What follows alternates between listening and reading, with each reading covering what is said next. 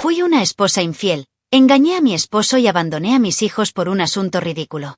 Fui desenmascarada, drogada y robada por un segundo amante. Y como si fuera poco, el karma me atrapó con fuerza y hoy lucho contra una enfermedad que me consume día tras día.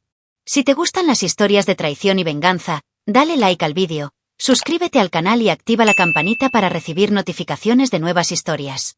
Me llamo Ximena, tengo 36 años y nunca imaginé que una cita cualquiera en la clínica de fisioterapia donde trabajo se convertiría en la historia más memorable y dolorosa de mi vida. Fue allí donde conocí a Marcos, ahora de 39 años, cuando llegó con una lesión muscular que lo dejó visiblemente frustrado e impaciente. En ese momento, yo acababa de graduarme y estaba llena de energía, e intentaba no darle mucha importancia a la química que sentía. Después de todo, él era solo un paciente más. Pero había algo en su manera tranquila, educada y atenta que me llamó la atención de una manera que no podía explicar. Cuando le dieron el alta y me pidió tímidamente mi número, confieso que no le presté mucha atención. Pero acepté. No pensé que realmente me buscaría, pero una semana después, ahí estaba, invitándome a cenar. Me tomó por sorpresa. Acepté más por curiosidad que por interés, pero fue esa noche que me di cuenta de lo cómoda que me sentía con él. Marcos era de esos hombres que te miraban a los ojos, escuchaban con atención y tenían una amabilidad que ya no creía que existiera. En poco tiempo, lo que era un encuentro casual se convirtió en algo mucho más grande. Empezamos a vernos con frecuencia y, sin darme cuenta, estaba enamorada. No fue algo explosivo ni inmediato. Fue una de esas pasiones silenciosas que se instalan lentamente, sin pedir permiso. Salimos durante aproximadamente 1 año y medio antes de casarnos. No fue una ceremonia extravagante, fue muy íntima, solo con familiares y amigos cercanos. Me sentí genuinamente feliz en ese momento, y él parecía completamente entregado a mí y al futuro que queríamos construir juntos. Poco después, nacieron los niños. Primero nuestro hijo mayor, que ahora tiene 11 años, y luego, 3 años después, los gemelos, que ahora tienen 8. Me convertí en madre a tiempo completo, además de trabajar a tiempo parcial como fisioterapeuta, mientras que Marcos, a pesar de tener un excelente trabajo en una firma de corretaje, tomó una decisión que en ese momento me pareció la mayor prueba de amor. Dejó su estresante trabajo en una firma de corretaje para convertirse en gerente de un banco mediano. Eso significaba menos dinero, por supuesto, pero también más tiempo para su familia, algo que siempre decía que era una prioridad. Me sentí afortunada de tener un esposo así, presente, cariñoso, involucrado. Tuvimos nuestros desafíos, como todas las parejas. Pasamos por momentos financieros difíciles cuando tuve que reducir mis horas de trabajo para cuidar a los niños pequeños y él prácticamente tuvo que encargarse de todo él mismo. Pero de alguna manera, lo superamos. Con amor, paciencia y, sobre todo, mucha compañía. Durante mucho tiempo, me consideré parte de una familia casi perfecta. Los viernes por la noche los reservaba para ir al cine con los niños, y los domingos para salidas sencillas. Al parque, a tomar un helado, incluso una barbacoa en casa de mi suegro, quien siempre me trató como a una hija. Claro que hubo desacuerdos, pequeñas frustraciones aquí y allá, pero nada que realmente sacudiera la estructura que habíamos construido. Marcos siempre fue de los que preferían hablar a gritar, que escuchaban antes de juzgar. Y yo, al menos en esos primeros años, me veía como una esposa devota y una madre ejemplar. Pero algo dentro de mí empezó a cambiar, sin darme cuenta. No sé exactamente cuándo empezó este cambio. Quizás fue cuando volví a trabajar a tiempo completo y sentí ese viejo deseo de tener algo propio, más allá de la maternidad y el matrimonio. O quizás fue el desgaste silencioso de la rutina, con el paso de los años sin grandes cambios. Lo cierto es que, incluso con Marco siempre a mi lado, algo dentro de mí empezó a enfriarse. Pequeñas cosas que antes ignoraba empezaron a molestarme, la forma en que siempre priorizaba a su familia, las prioridades que parecían girar en torno a los niños, la casa, todo, excepto nosotras dos como pareja. Pero aún no entendía qué era eso. Todavía no. Y aquí es donde mi historia comienza a desarrollarse de una manera que jamás imaginé. No lo sabía en ese momento, pero lo que estaba a punto de suceder cambiaría mi vida por completo, de forma irreversible. Fue como si una chispa de inquietud se hubiera encendido en mi interior, algo que me hacía desear más, querer más, incluso sin saber exactamente qué era ese más. Y fue en ese punto, en esta inquietud silenciosa y creciente, que todo empezó a ir en la dirección equivocada. Pero en ese momento, seguía siendo Ximena, la esposa de Marcos, madre de 3 hijos, una mujer que creía, o quería creer, que su familia era su fuerza. La verdad es que, con el paso de los años, empecé a sentir que algo dentro de mí se había perdido. Al principio no era nada evidente. Era una sensación sutil, casi imperceptible, de que ya no era la misma mujer de antes. Me miraba al espejo y veía una versión descolorida de mí misma, una mujer cansada y aburrida, siempre vestida con el uniforme blanco de fisioterapeuta, siempre con el mismo moño despeinado, sin siquiera recordar la última vez que me había arreglado adecuadamente. Fue entonces cuando, sin darme cuenta, empecé a buscar algo diferente. Pequeños cambios, ¿sabes? Un nuevo labial, algún atuendo más atrevido aquí y allá, y, lo más importante, una mayor presencia en redes sociales. Al principio, estos cambios se consideraron positivos. Marcos incluso elogió mi nuevo corte de pelo y mi rutina de cuidado de la piel, diciendo que me veía más feliz. Pero sabía que lo que sentía no era exactamente felicidad. Era más bien una inquietud, un deseo de reinventarme, de ser notada de una manera diferente. Empecé a seguir a influencers, a comprar ropa que nunca imaginé usar, a pasar una cantidad absurda de tiempo tomándome selfies, viendo vídeos y soñando con una vida que no era la mía. Y cuanto más me distanciaba emocionalmente de la realidad, más me daba cuenta de que mi rutina familiar me asfixiaba. Amaba a mis hijos, por supuesto, pero no podía evitar el vacío que crecía en mi interior. Era inevitable que Marcos notara este cambio. Él, siempre atento, siempre tranquilo, empezó a notar que yo era diferente. Las conversaciones disminuyeron, las cenas familiares se volvieron más tranquilas, y yo misma empecé a buscar excusas para evitar momentos que antes eran sagrados para nosotros. Cuando intentaba iniciar una conversación, preguntándome si algo andaba mal, respondía con la primera mentira que me venía a la mente. El trabajo me estaba matando de estrés. Y, siendo sincera, incluso yo empecé a creérmelo. Era más fácil culpar al ambiente laboral que afrontar el hecho de que, en el fondo, ya no me veía igual en ese matrimonio. Fue en ese momento que empecé a salir más, incluso sin un motivo aparente. Decía que iba al centro comercial, que necesitaba ver a una amiga o que tenía una cita en la clínica, cuando en realidad solo quería respirar aire fresco. Quería sentirme querida, guapa, interesante, todo aquello con lo que ya no me sentía como en casa. No fue premeditado, al menos no al principio. Fue algo que fue creciendo poco a poco, un deseo casi incontrolable de escapar de la rutina que me absorbía. Me convertí, sin darme cuenta, en una ausente. Mis hijos empezaron a preguntarme por qué ya no me quedaba despierta viendo películas con ellos, y Marcos, bueno, empezó a mirarme de otra manera, como si supiera que se estaba perdiendo algo sin entender qué. Recuerdo perfectamente una noche en la que Marcos intentó sorprenderme preparándome mi plato favorito. Como cocinaba poco, me pilló desprevenida. Pero en lugar de conmoverme o agradecerme, me sentí incómoda. Incluso irritada. Fue como si ese gesto me recordara que tenía una vida estable y segura, pero sin emociones. Me puse a buscar excusas para no cenar bien, alegando dolor de cabeza, y me encerré en mi habitación con el móvil. Empecé a hablar más con mis compañeros de trabajo, sobre todo con Leticia y Daniel, en conversaciones tontas que me sacaban de la monotonía de mi matrimonio. Fue entonces cuando me di cuenta de que ya estaba en otra onda, y que no tardaría en convertirse en algo más. Pero, claro, no podía dejarlo ver. Siempre que Marcos insistía, usaba la misma excusa: cansancio, estrés, rutina. No quería pelear, no quería explicaciones. Y él, inocentemente, me creyó. O quizá quería creerme. Yo misma no sabía dónde me llevaría todo esto, pero lo cierto es que, en el fondo, la decisión ya estaba tomada, incluso sin admitirlo en voz alta. Necesitaba algo nuevo. Algo que me hiciera sentir viva de nuevo. Simplemente no imaginaba el precio que tendría que pagar por ello. Marcos, con su actitud tranquila y observadora, no tardó mucho en darse cuenta de que algo no iba bien. No era celoso ni posesivo, siempre confiaba en mí, pero tampoco era tonto. Mis ausencias, mis constantes disculpas, mi distancia emocional, le era imposible no darse cuenta. Una noche, mientras terminaba de responder unos mensajes en el móvil, se sentó a mi lado y, en voz baja y preocupada, me preguntó si estaba bien. Dijo que me sentía distante, diferente. Eso me pilló por sorpresa y, por dentro, me puse nerviosa. Pero por fuera, mantuve la calma. O al menos lo intenté. Lo miré y di la primera excusa que me pareció convincente. Hablé del ambiente tóxico en el trabajo. Inventé que Leticia y Daniel, dos compañeros de la clínica, siempre estaban peleando y que eso me estaba agobiando. Incluso inventé detalles, discusiones tontas, comentarios indirectos en el pasillo, chistes picantes, cualquier cosa que explicara por qué estaba tan agotada emocionalmente. Y, para ser sincera, algunas cosas no eran del todo falsas.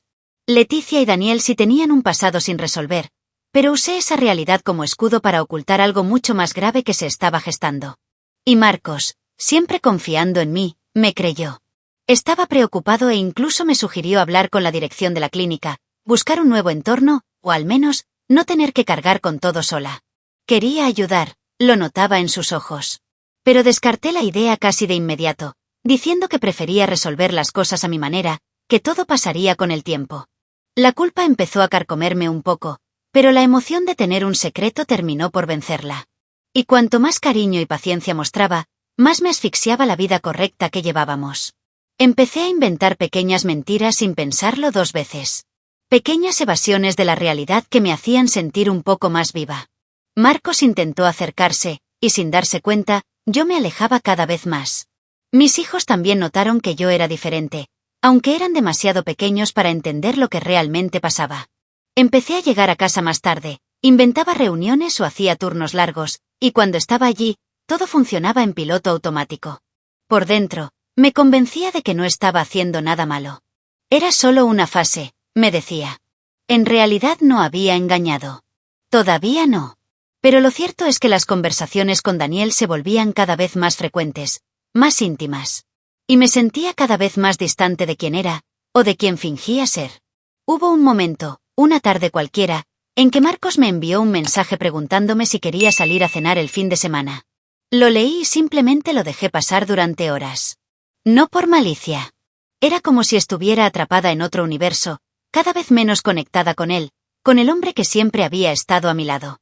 Cuando llegué a casa ese día, estaba con los niños armando un rompecabezas enorme en la sala. Debería haberme conmovido con esa escena. Pero no sentí nada. Y ese vacío que me consumía fue la chispa que me empujó aún más hacia el abismo que estaba creando. Un abismo del que nunca podría regresar ilesa. Siguió intentándolo. Siempre con calma, siempre con un toque de tristeza en la mirada, pero nunca enojado. Y eso, de alguna manera, me enfrió aún más. Sabía que se merecía la verdad, pero también sabía que no estaba lista para admitir, ni siquiera a mí misma, lo que ya estaba sucediendo dentro de mí. Y fue en este clima de tensión silenciosa, de mentiras bien contadas y sospechas tragadas a secas, que nuestra historia comenzó a tomar un rumbo sin retorno. Un rumbo del que, en el fondo, ya sabía que no habría retorno. Hubo una época en la que intenté de verdad volver a ser quien era. Me obligué a comportarme como la esposa devota, la madre actual e incluso la compañera de trabajo ejemplar. Por un tiempo, funcionó. Sonreía en las fotos familiares, cenaba con todos en la mesa y fingía un interés genuino por los detalles de la vida escolar de mis hijos. Pero eso era solo una fachada, una máscara que me ponía para no tener que afrontar el hecho de que ya había cruzado una línea invisible dentro de mí. Y no tardó en volver la vieja incomodidad. El deseo de salir, de respirar aire nuevo, de perderme en cualquier cosa que me hiciera olvidar la rutina, todo eso regresó con aún más fuerza. Fue Leticia quien me devolvió a este mundo alternativo. Con esa actitud burlona y siempre dispuesta a salir, empezó a invitarme a happy hours y a salidas nocturnas sencillas con la gente de la clínica. Al principio, dudé. Pero pronto me di cuenta de lo viva que me sentía en esos momentos. No se trataba de beber ni bailar, se trataba de ser otra persona. Una Ximena más ligera, más bonita y más deseada. Marcos nunca me prohibió nada. Al contrario, me animaba a divertirme, me decía que disfrutara, incluso se ofreció a cuidar a los niños mientras salía. Sabía que lo hacía por amor, pero en el fondo, cada permiso que me daba aún más libertad para irme. Mis conversaciones con Daniel también se volvían más atrevidas. Ya no eran solo mensajes de trabajo ni bromas privadas. Eran coqueteos disimulados, cumplidos sutiles, comentarios que me aceleraban el corazón como no lo había sentido en años. Y me dejé llevar. Me dejé llevar por la adrenalina de la novedad, de la atención. Marcos, sin darse cuenta, seguía siendo el hombre perfecto. Me compraba flores sin motivo, me hacía cumplidos cuando me preparaba para salir, me preguntaba qué tal había ido la noche con mis amigos. Me sentía cruel, pero a la vez, incapaz de parar. Era como si fuera adicta a la idea de tener 2 vidas, y cuanto más confiaba en mí, más me hundía en la mentira. Incluso me sugirió, con la mejor intención, que buscara otro trabajo. Dijo que merecía algo mejor, que tenía demasiada experiencia como para seguir en la misma clínica que me dejaba agotada e infeliz. Eso, que debería haber sonado a apoyo, me irritó profundamente. Respondí con frialdad, diciendo que no entendía lo difícil que era empezar de cero después de tantos años en el mismo sitio. Pero la verdad es que no quería irme de allí porque mi escape estaba precisamente en ese ambiente. Las conversaciones con Daniel, los encuentros casuales, el calor de la tentación constante. Cualquier cambio en ese escenario significaría tener que renunciar a lo que me mantenía viva. Cada vez que Marcos sacaba el tema de mi cambio de trabajo, me preparaba. Usaba el estrés, el exceso de trabajo y el cansancio como excusas para evitar la conversación. Me convertí en alguien a quien apenas reconocía, una mujer fría y distante, impaciente con quienes más me querían. Y, sin embargo, en lugar de sentirme culpable, me sentía más poderosa. Era como si hubiera redescubierto una parte de mí que había estado sepultada durante años bajo las responsabilidades de la maternidad y el matrimonio. Disfrutaba de la atención que recibía, del deseo en los ojos de Daniel, de las conversaciones picantes que intercambiábamos en momentos inoportunos. Por mucho que intentara racionalizarlo, sabía que me estaba acercando cada vez más a cruzar una línea sin retorno. Pero no me detuve. No podía, o no quería. Algo dentro de mí me decía que me lo merecía. Que había pasado demasiados años viviendo para los demás, cuidando de todos menos de mí misma. Y fue este pensamiento venenoso, que se repetía en silencio cada noche mientras me preparaba para salir, lo que me impulsó a dar el siguiente paso. Un paso que ya no podía evitar. Fue una tarde cualquiera, una de esas en las que ya no me importaba disimular la distancia, que se me ocurrió la idea que lo cambiaría todo. En la clínica, alguien mencionó un congreso de fisioterapia en Guadalajara, y en ese momento se me ocurrió la excusa perfecta. No lo dudé 2 veces antes de decirle a Marcos que me habían invitado y que sería una gran oportunidad para mi currículum. Como siempre, se alegró por mí y se ofreció a llevarme al aeropuerto. Inventé otra mentira, le dije que iríamos todos juntos, en una furgoneta, con otros profesionales del sector, para reducir costes y facilitar la logística. Me creyó. La verdad, sin embargo, era muy distinta. No hubo ninguna conferencia. Daniel y yo ya estábamos emocional y físicamente involucrados de una forma que ya no podía ocultarme. Reservamos 2 días en un hotel cómodo, con todo planeado para que pudiera desaparecer sin levantar sospechas. Por primera vez en mi vida, les mentí descaradamente a mis hijos, quienes me abrazaron y me desearon buena suerte en el viaje, y a Marcos, quien, una vez más, creyó cada palabra que salía de mi boca. La adrenalina me consumía, pero el deseo de escapar, de experimentar algo diferente, hablaba más fuerte que cualquier rastro de culpa. En el momento en que me subí al coche de Daniel y dejé atrás mi casa, mi marido y mis hijos, una parte de mí supo que estaba llegando al punto de no retorno. Pero me convencí de que solo eran 2 días. Solo una escapada. Lo necesitaba, me dije. Necesitaba volver a sentir esa chispa, esa ilusión que creía muerta en mi interior. Y durante esos 2 días, me entregué por completo a la ilusión.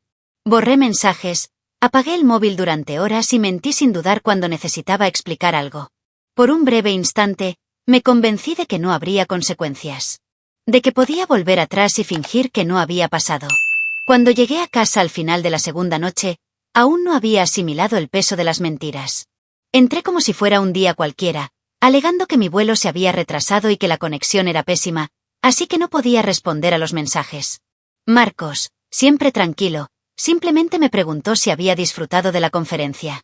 Me inventé detalles, conferencias, nombres de expertos, incluso chistes sobre mis colegas pesados. La facilidad con la que se me escapó la mentira me asustó. Pero en el fondo, algo dentro de mí creía que nunca me atraparían. Que podría mantener esta farsa todo el tiempo que quisiera. Esa noche, durante la cena, me senté a la mesa como si fuera la esposa devota de siempre. Los niños hablaban del colegio, Marco sonreía, y allí estaba yo, una impostora en mi propia casa. Aunque sentía una vaga incomodidad, la certidumbre de que nadie sospechaba nada la ahogaba. No había nerviosismo aparente, ni celos, ni confrontación. La falsa sensación de control me envolvía como una manta cálida. Y así, una vez más, volví a mi rutina, fingiendo ser quien ya no era. Pero lo que no sabía era que las consecuencias ya se avecinaban, y que el precio de esa mentira sería mucho más alto de lo que jamás imaginé. Los días siguientes transcurrieron casi igual. Volví al trabajo, a la normalidad, Pero algo había cambiado.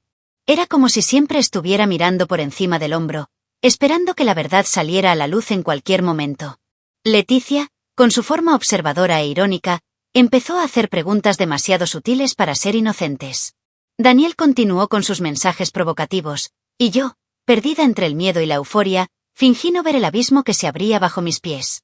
Y fue en esta tensión silenciosa que empezaron a aparecer las primeras señales del desastre, señales que yo, por orgullo o ceguera, me negaba a ver. Siempre pensé que tenía el control. Que mis mentiras eran tan bien contadas, tan convincentes, que nadie se enteraría jamás. Pero olvidé un detalle. Siempre hay alguien vigilando. En mi caso, ese alguien era Leticia. Nunca fue exactamente mi amiga. Éramos compañeras de trabajo, como mucho. Siempre tenía un aire burlón y desconfiado, y debía haber imaginado que con el tiempo ataría el misterio. Eso fue exactamente lo que pasó. Una semana después del falso viaje a Guadalajara, recibí un mensaje suyo por WhatsApp que me dejó helado. Sé lo que tú y Daniel están haciendo. No te preocupes, no seré yo quien lo diga. En ese momento, no le di mucha importancia. Pensé que estaba fanfarroneando o que no se atrevería a meterse en mi vida. Pero lo que no sabía era que ya había ido un paso más allá. Encontró a Marcos en redes sociales, algo que, hasta ese momento, jamás habría imaginado, y le envió una solicitud de amistad.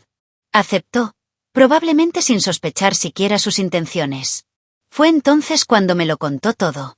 Sin rodeos, sin avisarme, sin darme la oportunidad de defenderme. Me envió fotos tomadas en una fiesta de la clínica, Daniel y yo riéndonos juntos, demasiado cerca, en posturas que cualquiera con dos ojos vería que no éramos solo colegas. Marcos, por supuesto, se quedó atónito. Y Leticia fue aún más lejos. Dijo que el fin de semana de la supuesta conferencia, Daniel también se había tomado un descanso y que esos 2 días libres no coincidían con ningún evento real en el ámbito de la fisioterapia. Marcos, metódico como siempre, empezó a atar cabos en silencio. No me confrontó de inmediato, lo que me dejó completamente desprevenida. Siguió actuando con calma, observando cada detalle, cada palabra que decía. Y yo, cegada por mi propia arrogancia, ni siquiera me di cuenta de cuánto sabía ya. Hasta que, una noche, mientras terminaba de desmaquillarme en el baño, me llamó para hablar con él en la sala. Cuando bajé, estaba sentado, con el celular en la mano y esa mirada tranquila que, irónicamente, me asustó más que cualquier grito. Fue directo. Quería saber la verdad. Me mostró las fotos, mencionó los mensajes que Leticia me había enviado, y yo, en el colmo de la desesperación, hice lo que siempre había hecho hasta entonces. Mentí. Lo negué. Dije que todo era un malentendido, que Leticia probablemente estaba celosa o intentaba causar problemas. Pero él simplemente negó con la cabeza. Su silencio me mató más que cualquier acusación. Y me di cuenta de que ya no me creía. La verdad ya se había descubierto, y yo solo estaba cavando mi propio hoyo con cada nueva mentira. La sensación que me invadió en ese momento fue indescriptible. No era solo miedo. Era darme cuenta de que había roto algo irreparable. Cuando finalmente comprendí que no tenía sentido negarlo, que él tenía todas las pruebas, cedí. Confesé. Dije que sí, que me había liado con Daniel, que habíamos pasado los días juntos en un hotel. Pero intenté restarle importancia. Intenté decir que no significaba nada, que era un error, una debilidad, algo pasajero. Esperaba, de alguna manera, que Marcos explotara, que gritara, que me insultara de 1000 maneras. Pero su silencio fue el peor castigo. Simplemente dijo que todo tenía sentido ahora. Y que ya sabía lo que tenía que hacer. No dijo nada más esa noche. Simplemente se levantó, cogió las llaves y salió de casa por unas horas. Me quedé allí, sola en la sala, mirando al vacío, sintiendo el peso de la traición extendiéndose por las habitaciones de la casa donde habíamos construido una vida. Era como si todo se derrumbara, y en el fondo, sabía que merecía cada parte de ese dolor. Pero aún así, una parte de mí aún creía que podía revertir la situación. Que aún había una manera de disculparme, de enmendar el daño. Poco sabía que esto era solo el principio de mi caída. Después de aquella noche, cuando Marcos me confrontó con las pruebas, supe que el daño ya estaba hecho. Ya no tenía sentido mentir ni fingir que era un malentendido. Me senté con él en la sala, en un silencio ensordecedor, y confesé. Le conté todo. Hablé de Daniel, del hotel, de los 2 días que había pasado fuera. Le dije que había sido un error, que me arrepentía, que no significaba nada, que amaba a nuestra familia y no quería perder lo que habíamos construido. Sin embargo, mis palabras chocaron contra un muro invisible. No gritó ni lloró. Simplemente me miró con un vacío en los ojos que nunca antes había visto. Y supe en ese momento que ya no era mío. La reacción de Marcos fue directa, fría y devastadora. Me dijo que solicitaría el divorcio lo antes posible y que lucharía por la custodia completa de los niños. Según él, yo había dejado de ser una madre presente hacía meses, y mi traición no solo fue contra él, sino contra la propia familia. Intenté discutir, intenté suplicar, diciendo que amaba a nuestros hijos y que no podía vivir sin ellos. Pero él fue implacable. Dijo que los niños llevaban mucho tiempo sufriendo mi ausencia emocional, que no me daba cuenta de cuánto la necesitaban y que no permitiría que esto continuara. Por primera vez, vi en él una frialdad que me heló los huesos. Lo que más me destruyó fue darme cuenta de que incluso los niños, de alguna manera, estaban de su lado. Cuando intenté desesperadamente convencerlos de que le pidieran a su padre una segunda oportunidad, se negaron. Mi hijo mayor fue el más directo. Dijo que en realidad no llevaba mucho tiempo con él y que preferían quedarse con su padre porque él cuidaba de todos. Sus palabras me herían como cuchillas. Mis propios hijos, los que había engendrado, los que había amamantado, se alejaban de mí. Lloré, supliqué, pero fue inútil. Era como si cada mentira que había dicho hubiera construido un muro que ahora me separaba no solo de Marcos, sino de mi propia familia. Marcos también insistió en que si intentaba dificultar el proceso, les contaría todo a mis padres y a los suyos. Y yo sabía lo que eso significaba.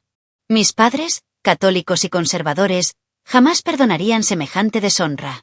Sus padres, que siempre me habían tratado con cariño, también me darían la espalda. Me encontré atrapada. Sin salida. Terminé firmando el divorcio sin pedir nada. Ni pensión alimenticia, ni derecho sobre la casa, nada. Solo quería que terminara pronto. E incluso después de todo, una parte de mí seguía pensando que, con el tiempo, todo se arreglaría. Que él me perdonaría. Que los niños me extrañarían. Pero no fue así. Cada día que pasaba, me sentía más extraña en mi propia historia. Me encontraba sola en un pequeño apartamento, lejos de las voces, las risas y la rutina de mis hijos. Marcos, en cambio, parecía haber encontrado fuerza en medio del caos. Se mudó con los niños a casa de su padre, que estaba enfermo, y continuó su vida como si yo nunca hubiera existido. Lo seguía en redes sociales, fotos, salidas, momentos felices, y sentía una mezcla de odio, envidia y culpa. Era como si estuviera dentro de un cristal, viendo a mi familia seguir adelante sin mí. Incluso intenté, patéticamente, enviarle mensajes a Marcos pidiéndole que lo reconsiderara. Respondía con frases cortas, educadas, pero completamente frías. Estaba decidido, y yo sabía que no podía hacer nada más. Las consecuencias de mis actos finalmente habían llegado, y me vi obligada a aceptar que lo había perdido todo. Pero aún así, una pequeña parte de mí aún creía que, de alguna manera, podría reconciliarme. Aún no sabía cómo, pero sabía que algún día lo intentaría. Y esa pequeña esperanza fue lo que me mantuvo en pie, incluso mientras el suelo se derrumbaba bajo mis pies. Después de que todo se derrumbara, la vida continuó, al menos para ellos. Marcos hizo lo que mejor sabía hacer, cuidar de sus seres queridos. Se mudó con nuestros hijos a casa de su padre, un hombre mayor y enfermo, que siempre me trató como a una hija. Supe que contrataron a una cuidadora para ayudar en los días más difíciles y, por lo que vi en las fotos y oí de conocidos, parecía que estaban más unidos que nunca. Los niños parecían sonreír más, Marcos parecía más ligero, y yo. Me encontré sola, mirando las frías paredes de un apartamento que parecía más una celda.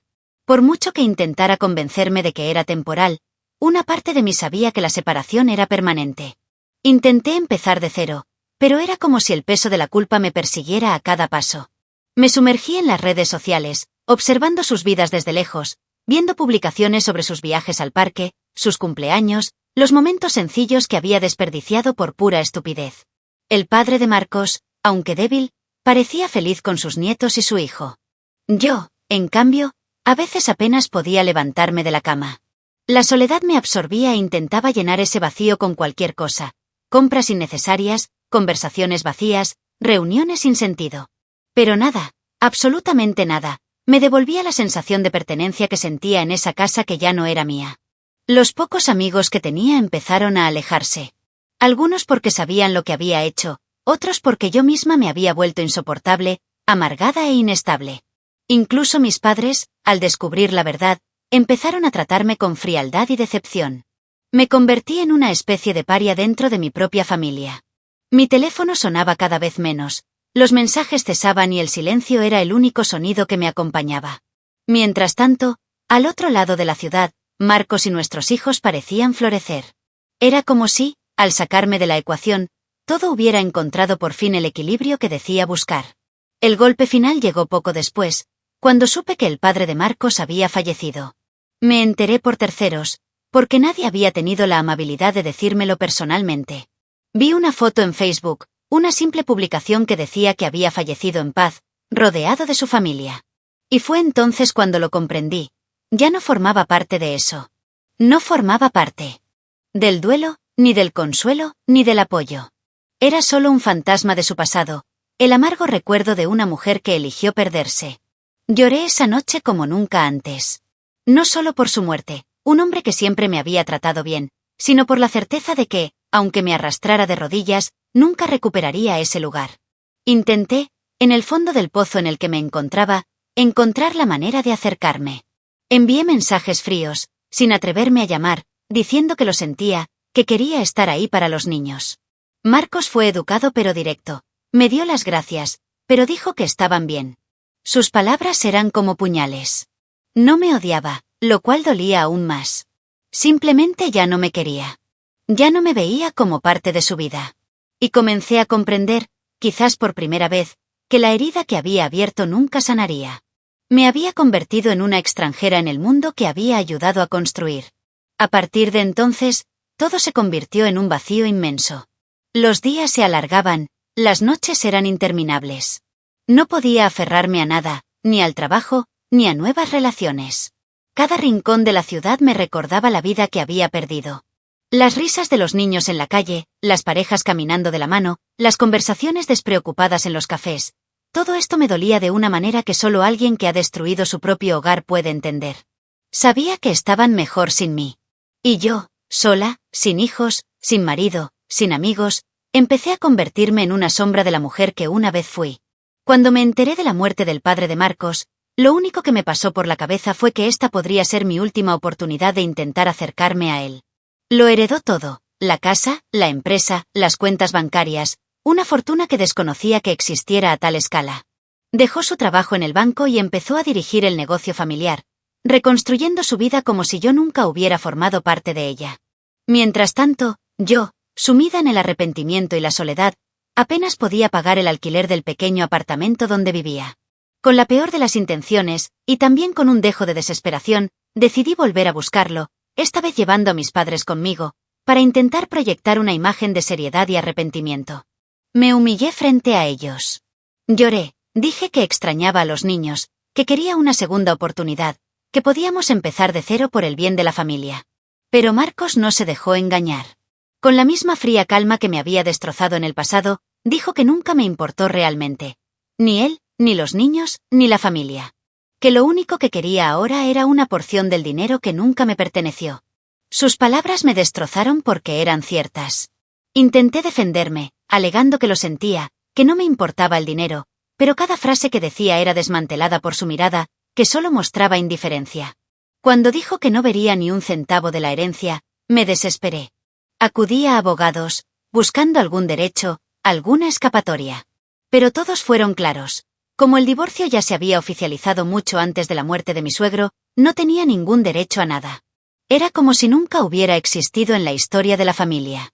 Ver fotos de ellos viajando a Cancún, felices y sonrientes, me estaba destruyendo poco a poco. Pero lo peor estaba por venir. En una de esas noches solitarias, me dejé llevar por la bebida y la necesidad desesperada de no estar sola. Conocí a un hombre en una fiesta cualquiera, el tipo de persona que jamás habría visto en otro tiempo. Parecía amable, incluso demasiado amable, y después de unas cuantas conversaciones y copas de vino, lo llevé de vuelta a mi apartamento. La noche fue un torbellino de besos, caricias y sexo, pero en algún momento, probablemente mientras estaba distraída o demasiado vulnerable, me drogó. Desperté horas después, aturdida, con la vista borrosa, y lo vi salir por la puerta con 2 de mis maletas y una mochila. Incluso aturdida, supe lo que estaba pasando. Intenté levantarme, tropecé, fui hacia él e intenté impedir que se fuera, pero me empujó con fuerza. Mi cabeza golpeó la pared con fuerza. Perdí el conocimiento. Cuando desperté, estaba en el hospital, sin forma de recordar cómo había llegado allí. Un vecino, al notar que la puerta de mi apartamento estaba entreabierta, me encontró inconsciente, tirada en el suelo, cubierta de sangre. Llamó a los paramédicos y me salvó. En el hospital, además de confirmar el robo, el hombre se había llevado todas las joyas que aún conservaba, además de acceder a mi cuenta bancaria con mi huella dactilar y robarme lo poco que me quedaba. Los médicos decidieron hacerme pruebas más exhaustivas debido al golpe en la cabeza. Y fue así, por pura casualidad, que descubrí que tenía un pequeño tumor cerebral. Un cáncer silencioso, ya lo suficientemente avanzado como para requerir tratamiento inmediato. Era como si el universo me dijera, de la forma más cruel posible, que mi caída aún no había tocado fondo. Ahora, además de estar sola, sin hijos y sin dinero, también estaba enferma. Comencé el tratamiento contra el cáncer casi sin fuerzas, sin nadie que me apoyara, sin nadie a quien siquiera llamar para llorar. Marcos no respondía a mis intentos de contactarlo. Mis hijos ni siquiera sabían lo que me estaba pasando. Y yo, que una vez lo tuve todo en mis manos, amor, familia, estabilidad, me había convertido en la personificación misma del fracaso. Una mujer vacía y enferma, perdida en un mar de arrepentimiento y desesperación. ¿Y lo peor de todo? Saber que cada parte de esa miseria la había plantado yo misma. Había cavado mi propia tumba, y ahora, no había nadie que me ayudara a levantarme. Pero dime, ¿de verdad merecía que mi vida terminara así? ¿O el universo fue demasiado cruel conmigo? Deja tu opinión en los comentarios, dale me gusta al vídeo y suscríbete al canal para recibir notificaciones de nuevos vídeos.